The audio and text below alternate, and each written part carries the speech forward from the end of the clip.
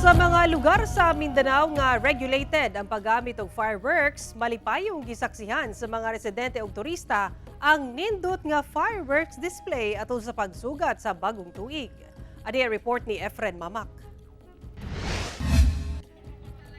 Nanggawas sa ilang tagsa-tagsa kabalay ang mga tagumenyo aron dungan nga saksihan ang magarbong fireworks display. Gipahigayon kini sa unang higayon sa Tagum City Flyover.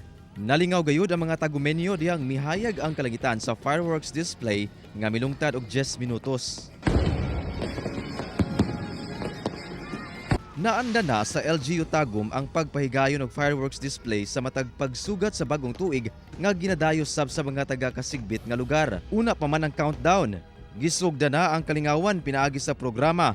Diin napuno kini sa song and dance performances sa kabataang tagumenyos.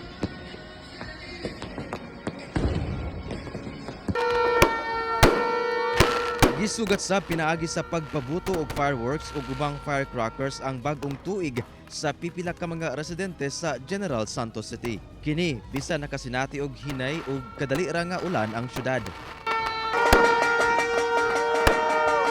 Kining ubang magbanay sa Barangay Lagaw, Jensan, nagsaba-saba pinaagi sa pagpukpok og mga kitchen utensil.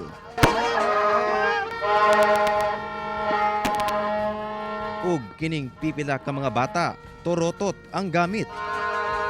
Daw nahimo sab nga picnic ground kining Plaza General Santos nga usa ka park sa General Santos City diyang ubay-ubay ka magbanay ang dinhi gisugat ang bagong tuig. Gawas sa pagsaba-saba nila gamit ang torotot, dinhi na sab sila nagsalo-salo. Saysay sa uban nga mas lingaw kung sa gawas magbanding kauban ang ilang pamilya. Mas happy kasi marami nakikita. Mas gipili na mo diri mag-spend og New Year og magkaon-kaon.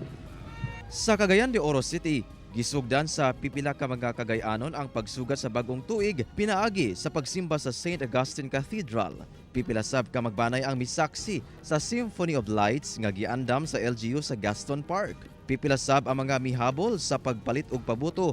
Pipila ka oras una ang sugat sa bagong tuig. Last minute, doon yun tayo bumibili kasi para makamura tayo. Kasi kung malayo pa, like for example, mga December, early before Christmas, bibili na, medyo mahal pa yung presyo. We're very happy and kahit umuulan, pero umuulan rin yung grasya po. Pag-abot sa alas 12 sa tungang gabi, migawas sa ilang mga balay ang ubang residente aron mo tan-aw sa fireworks display sa Cagayan Bridge. Pipila sab ka mga sakyanan ug motor ang nagsaba-saba sa kalsada. Hinuon, walay natala nga untoward incident ang kapulisan atol sa pagsugat sa bagong tuig. Apan, padayon silang nakaalerto hangtod sa unang semana sa bulan sa Enero. Kauban si Gary Balantay, Efren Mamak, One Mindanao.